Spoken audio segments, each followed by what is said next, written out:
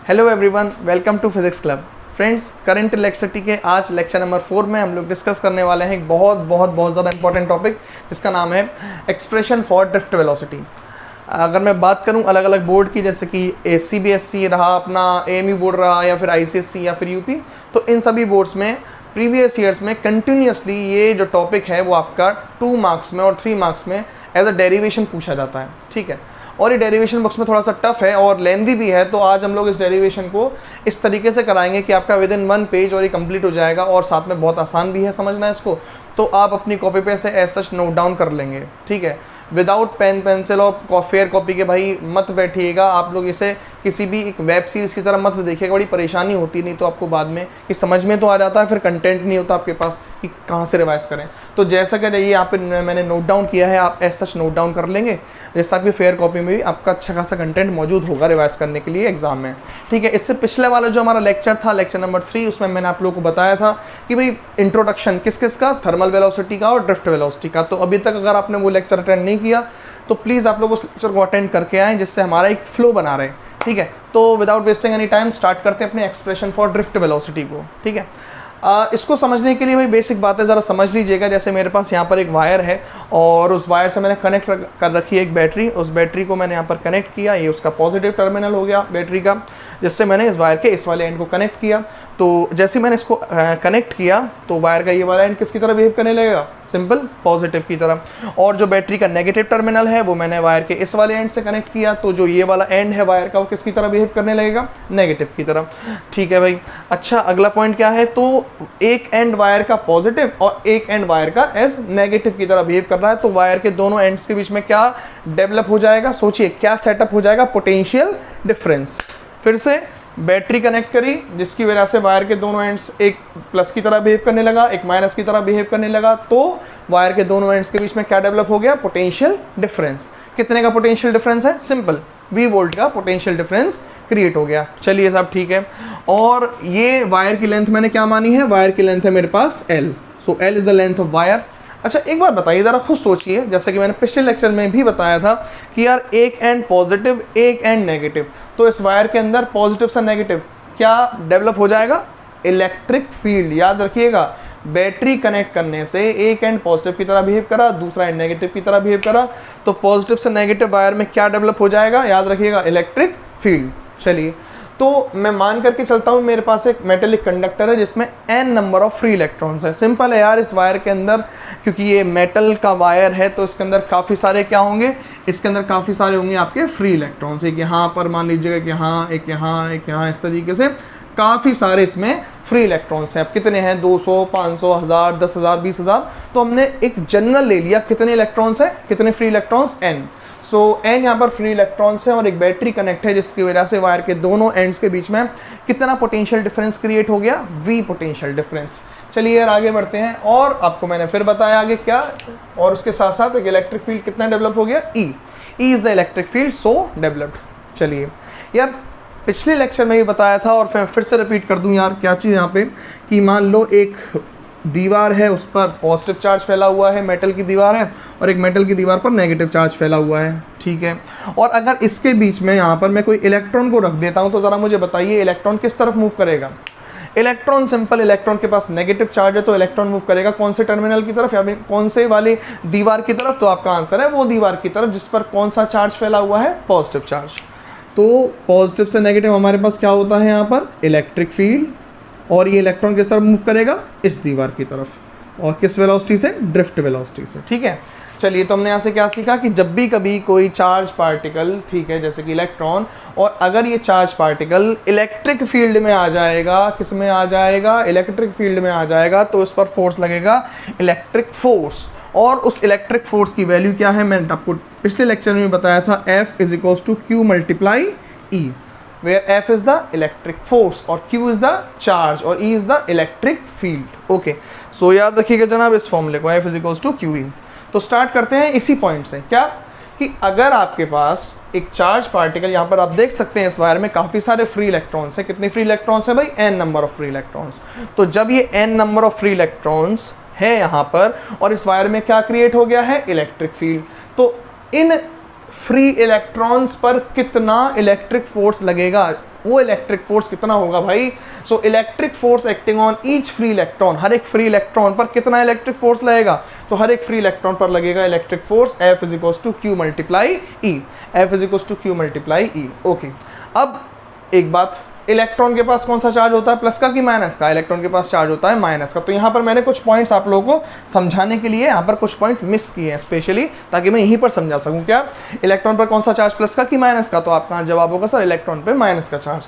तो यहाँ पर चलिए ये माइनस ई, चलिए ये हो गया माइनस का ई। ओके, अब यहाँ पर कौन सा चार्ज आ जाएगा? यहाँ पर माइनस, ये माइनस साइन, ठीक है। और फोर्स एक वेक्टर क्वांटिटी, तो यहाँ पर वेक्टर का साइन, और इलेक्ट्रिक फील्ड वो भी कैसी क्वांटिटी? वेक्टर क्वांटिटी ई, ठीक है। वो सिंपली इलेक्ट्रिक फील्ड इंटेंसिटी, वो जनरली वो इलेक्ट्रिक फील्ड ही बोल देते हैं। चलिए, अच्छा एक बात और है जो कि बहुत ज़्यादा फेमस है, सर न्यूटन, उनके न्यूटन सर के लॉज। एफ बड़ा परेशान करता है नेम, है ना। खैर, तो F is equals to M multiply A, F is equals to M multiply A क्या होता है भाई? न्यूटन सर का सेकेंड लॉ। कोई भी फोर्स हो, चाहे वो ग्रेविटेशनल फोर्स हो, चाहे वो इलेक्ट्रोस्टैटिक फोर्स हो, चाहे वो फ्रिक्शनल फोर्स हो, विस्कस फोर्स हो, weak nuclear force, strong nuclear force, भाई है तो फोर्स ही। अगर है फोर्स तो फोर्स का फॉर्मूला जो न्यूटन सर ने दिया था उससे तो ओबे करेगा। और फोर्स का फॉर्मूला जो सर न्यूटन ने दिया था वो क्या है? न्यूटन सर का second law, F is equals to m multiply a, where F is the electric force, what is m? m is the mass, what is a? a is the acceleration. इसे समझ में नहीं आ रहा शायद, ये law समझ में नहीं आ रहा। तो यार एक बात बताओ, अगर आपके पास कोई भी व्हीकल है या फिर कोई भी सपोज करिए कोई बाइक है, आप उस बाइक के इंजन से बाइक पर फोर्स लगवाते हैं, तो बाइक का इंजन क्या करता है? बाइक का इंजन ने बाइक पर फोर्स लगाया, ठीक है। और बाइक के पास क्या होता है? मास। ओके, तो अगर बाइक का इंजन बाइक पर फोर्स लगाता है तो बाइक की वेलोसिटी क्या है? बढ़ती चली जाती है, सिंपल, उसकी स्पीड बढ़ती है। ओके, तो यही चीज़ मैं भी कह रहा हूँ कि जब भी कभी कोई m मास की बॉडी पर फोर्स लगता है तो उस पर क्या आ जाता है? एक्सेलरेशन। तो याद करने का तरीका काफ़ी आसान है, ठीक है। F is equals to m है। अगर इक्वेशन नंबर 1 और इक्वेशन नंबर 2 को कंपेयर करेंगे, भाई यहाँ पर भी मैं वेक्टर साइन लगा दूँ, क्या ही दिक्कत है? वेक्टर साइन लगा दिया।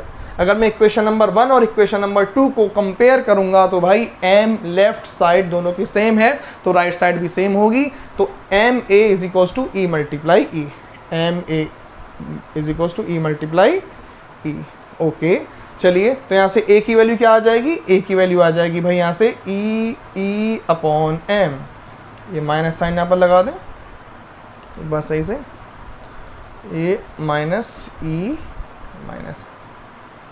ओके, क्या सीखा भाई यहाँ से हम लोगों ने? यहाँ से हम लोगों ने ये सीखा कि ये वो एक्सेलरेशन है जो हमारे चार्ज पार्टिकल यानी कि इलेक्ट्रॉन्स क्या इस इलेक्ट्रिक फील्ड की वजह से लगने वाले फोर्स की वजह से एक्सपीरियंस करेंगे। फिर से मेरे वर्ड्स पर फोकस करिए।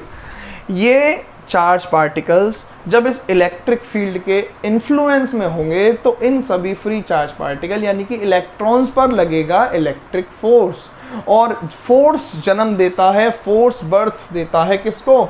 एक्सेलरेशन को। तो वो कितना एक्सेलरेशन होगा जनाब? वो एक्सेलरेशन होगा minus e upon m, where small e is the charge of electron, where capital E is the electric field intensity या simply electric field, and what is m? M is the mass of electrons. Okay, अब जनाब एक चीज़ और, ये सवाल आपके पहली बात बिल्कुल क्लियर कर दूं, ये सवाल आया था आपके CBSE में एज अ ऑब्जेक्टिव क्वेश्चन, और बहुत जगह कॉम्पिटिटिव एग्जाम्स में भी ये जो है क्वेश्चन अपीयर होता है कि कितना एक्सेलरेशन हमारे चार्ज पार्टिकल पे लगता है। तो इसे अपनी कॉपी के ऊपर लिख लीजिएगा, नहीं तो परेशानी खड़ी हो जाएगी, क्योंकि डेरिवेशन हो सकता है CBSE में ना पूछा जाए, क्योंकि CBSE में डेरिवेशन ये पहले तो आता था, लेकिन अब क्योंकि जो CBSE की अप्रोच है वो ऑब्जेक्टिव वाली है, तो यार हो सकता है डेरिवेशन ना आए, क्योंकि पिछले कुछ सालों से, 1-2 सालों से ये ऑब्जेक्टिव का जो पैटर्न बना है वहाँ पे मैं देख रहा हूँ क्या चीज़ कि ये डेरिवेशंस कम पूछे जाते हैं। तो हो सकता है ये सवाल वहाँ से बन जाए, पूरा डेरिवेशन ना आए, लेकिन हाँ ये सवाल बन सकता है CBSE में, ठीक है। उसके बाद आगे देखते हैं क्या कि ये जो पैराग्राफ है बेटा ये बहुत ज़्यादा इंपॉर्टेंट है, इसको ज़रा समझ लेंगे तो हमारा डेरिवेशन लगभग ख़त्म सा ही हो जाएगा। मैं उम्मीद करता हूँ यहाँ तक तो सभी चीज़ें समझ में आ रही होंगी। ये तो बहुत आसान भी है और मैंने काफ़ी आसान वर्ड्स यूज़ किए हैं, तो आप इसे नोट डाउन भी करते रहना, ठीक है। चलिए, तो यहाँ पे क्या है यार, एक बात बताओ, अगर आपके पास ये कोई बैटरी कनेक्ट ना होती, अगर कोई बैटरी कनेक्ट ना होती तो फिर हमारे सारे के सारे चार्ज पार्टिकल जो है, अगर कोई बैटरी ना होती तो हमारे सारे के सारे चार्ज पार्टिकल किस वेलोसिटी से मूव करते? तो जवाब होगा सिंपल, थर्मल वेलोसिटी से। कोई इलेक्ट्रॉन मूव कर रहा है इस तरफ, थर्मल वेलोसिटी u1 से, कोई इलेक्ट्रॉन जा रहा है इस तरफ, थर्मल वेलोसिटी u2 से, कोई इलेक्ट्रॉन इधर जा रहा है थर्मल वेलोसिटी u3 से। और भाई थर्मल वेलोसिटी देखा नहीं है, इंट्रोडक्शन नहीं जानते, तो प्लीज़ पिछला लेक्चर अटेंड कर लो। u4 से कोई इलेक्ट्रॉन इधर जा रहा है थर्मल वेलोसिटी u5 से, कोई इलेक्ट्रॉन इधर जा रहा है थर्मल वेलोसिटी u6 से, इस तरीके से, है ना, रैंडम डायरेक्शन में होती है। तो मैं भी वही लिखता हूँ, मान लीजिएगा u1, u2, u3 and so on up to un, क्योंकि n नंबर ऑफ इलेक्ट्रॉन्स माने हैं। तो un be the initial thermal velocities. इनिशियल कौन सी वेलोसिटीज मैं मेंशन कर देता हूँ, इनिशियल कौन सी velocities? Thermal, initial thermal velocities of each free electron. Okay, तो u1 वेक्टर साइन भी लगा देते हैं, चलिए, क्योंकि तो मुझे जानबूझ के मैंने नहीं लगाए थे पहले, ताकि आप लोगों को समझाना था। तो u1, u2, u3 and so on up to un, these are the initial thermal velocities of each free electrons. ठीक है, अगला पॉइंट क्या है? अगला आगे लिखता हूँ, and τ1, τ2, τ3 and so on up to τn be the relaxation time of free electrons. यार ये बहुत इंपॉर्टेंट पॉइंट है। रिलैक्सेशन टाइम अगर मैंने आपको समझा दिया तो समझ लो यार डेरिवेशन अपना एंड हो गया। रिलैक्सेशन टाइम क्या होता है भाई? एक बात समझना, इसको ज़रा, इस चीज़ को कुछ इस डायग्राम के थ्रू और मेरे इस इमेजिनेशन के थ्रू समझिएगा। ये आपके पास एक इलेक्ट्रॉन नंबर 1, ठीक है, ओके, ज़रा समझिएगा। एक इलेक्ट्रॉन यहाँ पर मैंने बोर्ड पर ड्रॉ किया है, और ये मेरे पास सपोज करिए यहाँ पर जो मेरे हाथ में है, ये दूसरा इलेक्ट्रॉन है, ठीक है। अब ये इलेक्ट्रॉन मान ली, सपोज करना ये इलेक्ट्रॉन रेस्ट में है और वो वाला इलेक्ट्रॉन भी किस में है? रेस्ट में है, ठीक है। अब ये इलेक्ट्रॉन है जो मूव कर रहा है, ये इलेक्ट्रॉन की हुई पहली टक्कर, ठीक है, पहली टक्कर हुई। अब उसके बाद समझना, 1 second, 2 second, 3 second, 4 second, 5 second, 6 second, 7 second, 8 second, 9 second, ये हुई दूसरे इलेक्ट्रॉन से टक्कर। तो ये जो लगातार इस इलेक्ट्रॉन की जो लगातार 2 इलेक्ट्रॉन से टक्कर हुई है, उन 2 टक्कर के बीच के टाइम को ही रिलैक्सेशन टाइम बोलते हैं। Time between 2 successive collision. फिर से, पहली टक्कर 1 सेकेंड, 2 सेकेंड, 3 सेकेंड, 4 सेकेंड, 5, 6, 7, 8, 9, दूसरी टक्कर। तो ये जो 9 सेकेंड है, ये क्या है? लगातार 2 कोलिजन के बीच का टाइम, इसी को हम लोग रिलैक्सेशन टाइम बोलते हैं, ठीक है भाई, ओके। अब हम लोग रिलैक्सेशन टाइम को किससे रिप्रेजेंट करते हैं? टाउ से। इस सिंबल का नाम क्या है? टाउ। और इसे ड्रॉ कैसे करेंगे? अगर तुम लोगों से सिंबल ड्रॉ करना नहीं आता तो भाई चुपचाप पेपर में उल्टा जे बना के आ जाना, उल्टा जे, ठीक है भाई, ओके। चलिए, अब टाउ क्या है? Relaxation time. और क्या होता है रिलैक्सेशन टाइम? मेरे वर्ड्स को फोकस करिए, कॉपी के ऊपर नोट कर लो। क्या रिलैक्सेशन टाइम क्या होता है? टाइम बिटवीन 2 सक्सेसिव कोलिजन, लगातार होने वाले 2 टक्कर के बीच के समय को क्या बोलते हैं हम लोग? Relaxation time, okay. तो पहले वाले इलेक्ट्रॉन का रिलैक्सेशन टाइम τ1 है, दूसरे वाले का τ2 है, तीसरे वाले का τ3 है। ऐसे ही काफ़ी सारे इलेक्ट्रॉन है, n नंबर ऑफ इलेक्ट्रॉन्स है, तो nth इलेक्ट्रॉन का रिलैक्सेशन टाइम क्या है? τn। चलिए सब आगे बढ़ते हैं। और A be the acceleration acting on each electron. ये तो हमने पहले ही बताया था कि हर एक इलेक्ट्रॉन पे कितना एक्सेलरेशन लग रहा है? ए। अच्छा जी, एक चीज़ और बतानी है, बहुत इंपॉर्टेंट, काफ़ी बार ये चीज़ पूछी जाती है, वाइवा में एग्जामिनर्स पूछते हैं, पता है क्या कि यार एक बात बताओ, इलेक्ट्रॉन की ये पहली टक्कर, यहाँ पर एक इलेक्ट्रॉन था ना ये, ठीक है, इलेक्ट्रॉन की ये पहली टक्कर हुई, इलेक्ट्रॉन रुक गया, फिर इलेक्ट्रॉन की दूसरी टक्कर हुई, इलेक्ट्रॉन रुकेगा। तो बेटा ये एक्सेलरेशन लग तो रहा है, कब लगेगा एक्सेलरेशन? तो आपका जवाब होगा सर ये एक्सेलरेशन लगेगा सिर्फ और सिर्फ तब जब हमारा जो इलेक्ट्रॉन है किसी से नहीं टकरा रहा होगा। मतलब ये पहली टक्कर और ये दूसरी टक्कर, इस बीच में, इस समय में, जैसे कि जो रिलैक्सेशन टाइम है, इस रिलैक्सेशन टाइम के अंदर अंदर हमारा इलेक्ट्रॉन किसी दूसरे इलेक्ट्रॉन से नहीं टकराता, और रिलैक्सेशन टाइम के दौरान ही इलेक्ट्रॉन पर एक्सेलरेशन लगता है। फिर से, एक्सेलरेशन बॉडी पर तब लगेगा जब वो सिंपली टकराएगा नहीं, किसी से मूव कर रहा होगा तो उस पर एक्सेलरेशन लगेगा। देखिए ये टक्कर करता है इलेक्ट्रॉन, ये रुक जाता है, फिर इसकी दूसरी टक्कर होगी, ये फिर रुक जाएगा, लेकिन इस बीच में इलेक्ट्रॉन की कोई टक्कर नहीं हो रही। तो एक इस बीच में जो समय लग रहा है इसको रिलैक्सेशन टाइम बोलते हैं। तो रिलैक्सेशन टाइम के दौरान इलेक्ट्रॉन पर जो एक्सेलरेशन एक्ट करता है। तो इस बात को याद रखिएगा। इसका अभी आप लोग यहाँ तक स्क्रीनशॉट लीजिए, फिर मैं इससे आगे बात करता हूँ आप लोगों से, और फिर इस टॉपिक को यहीं पर फिर हम एंड करेंगे। ठीक है, आप इसका स्क्रीनशॉट ले लीजिए, फिर आगे बात करते हैं। ओके, सो अभी तक हमारी लास्ट लाइन मैंने यहाँ पर दिखाया था आप लोगों को, यहाँ तक आप लोगों ने नोट डाउन किया ही था। ठीक है, उसके जस्ट आगे से ये लिखेंगे। ठीक है, इसे मैं मिटा देता हूँ आगे, ये आपने लिख लिया है पहले, उसी के जस्ट नीचे से उसे लिखना स्टार्ट करेंगे। यार एक बात बताओ, आप लोगों ने फर्स्ट इक्वेशन ऑफ मोशन पढ़ी होगी, और फर्स्ट इक्वेशन ऑफ मोशन क्या है? v is equals to u plus a t. हाँ साहब, पढ़ी है, v is equals to u plus a t पढ़ी है। इसमें v होती है फाइनल वेलोसिटी, u होती है इनिशियल वेलोसिटी, a होता है एक्सेलरेशन और t टाइम। मैं भी यही कह रहा हूँ भाई, इस इक्वेशन को समझते हुए अपनी कंडीशन में अप्लाई करते हैं। क्या कि v1 is equals to u1 plus a tau 1, इसी तरीके से v2 is equals to u2 plus a tau 2, इस तरीके से v3 के लिए, और इसी तरीके से हम लोग फिर vn के लिए लिखेंगे un plus a tau n। ठीक है, और फिर फाइनल स्टेप आ जाता है ड्रिफ्ट वेलोसिटी कैसे निकलेगी। तो यार ये जो जितनी भी फाइनल वेलोसिटीज़ हैं, ये v1, v2, v3 and so on up to vn, जितनी भी फाइनल वेलोसिटीज़ हैं, इसका मीन ले लीजिए, इनका एवरेज ले लीजिए, वही हमारी ड्रिफ्ट वेलोसिटी होगी। तो भाई मैंने ड्रिफ्ट वेलोसिटी की डेफिनेशन जो लेक्चर नंबर 3 में बताई थी, उसमें साफ साफ मैंने सबसे पहली लाइन यही लिखी थी, ड्रिफ्ट वेलोसिटी होता है एवरेज वेलोसिटी। तो हमने यहाँ पर सारी फाइनल वेलोसिटीज़ का क्या लिया है? एवरेज। ओके, सो हमने इसीलिए यहाँ पर एवरेज भी लिया है। तो हम लोग यहाँ पर देखें, v d is equals to v1 plus v2 plus v3 and so on up to vn divided by n। Why divided by n? Because we have n number of free electrons. चलिए v1, v2, v3 v and so on up to vn सारी values उठाकर यहाँ put कर दीजिए, put कर दी, divided by n। Okay, अब हम क्या करेंगे? थोड़ा सा मैथमेटिक्स अप्लाई करेंगे। सारे u वाले टर्म्स एक तरफ लिख लेंगे, u1 plus u2 plus u3 and so on up to un divided by n एक तरफ, plus a tau 1 plus a tau 2 plus a tau 3 plus a tau n divided by n, ये एक तरफ आ गया।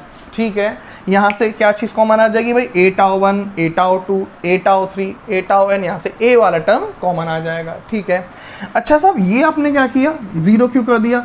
याद करिए पिछले लेक्चर यानी कि लेक्चर नंबर 3 में मैंने साफ साफ चीख कर ये बताया था, चीखा तो खैर नहीं था मैं, हाँ मैंने साफ साफ ये बताया था भाई, और मैंने साफ साफ ये कहा भी था कि भाई एग्जाम में ऑब्जेक्टिव क्वेश्चन में पूछा जा सकता है क्या कि एवरेज थर्मल वेलोसिटी। भाई ये थर्मल वेलोसिटी था, अभी थोड़ी देर पहले यहाँ पर कोने में लिखा था मैंने कि u1, u2, u3 क्या है? Initial thermal velocities. मैंने यहाँ पर वेक्टर साइन में मिस कर दिया, या मैं वेक्टर साइन लगा दें। सो ये क्या है? ये है थर्मल वेलोसिटी का एवरेज। और थर्मल वेलोसिटी का एवरेज कितना होता है भाई? ज़ीरो। पिछले लेक्चर में साफ साफ डिटेल में बताया था क्यों ज़ीरो होता है, क्योंकि ओवरऑल इलेक्ट्रॉन जितने इधर जा रहे होते हैं इधर जा रहे होते हैं, तो ओवरऑल आंसर कितना हो जाता है? ज़ीरो। ओके, इसका ज़ीरो आया, प्लस a और tau 1 plus tau 2 plus tau 3 and so on up to tau n divided by n। इसे बोलेंगे mean relaxation time. Relaxation time का मीन, तो उसे सिंपली कैसे लिख दिया? टाउ से। और अभी इससे पहले इक्वेशन नंबर 3 में साफ साफ हम लोगों ने लिखा था कि भाई a की वैल्यू क्या थी? Minus e upon m, put कर दी, और हमारे सामने आंसर ड्रिफ्ट वेलोसिटी के लिए आ गया।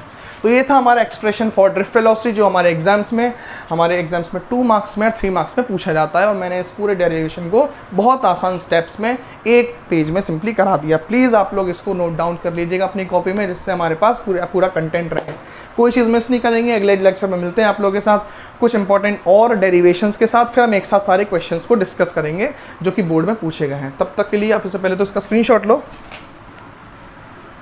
चलिए, तो आप लोगों ने इसका स्क्रीनशॉट ले लिया होगा। Okay, so thank you so much for having me so patiently and have a nice day. Good bye.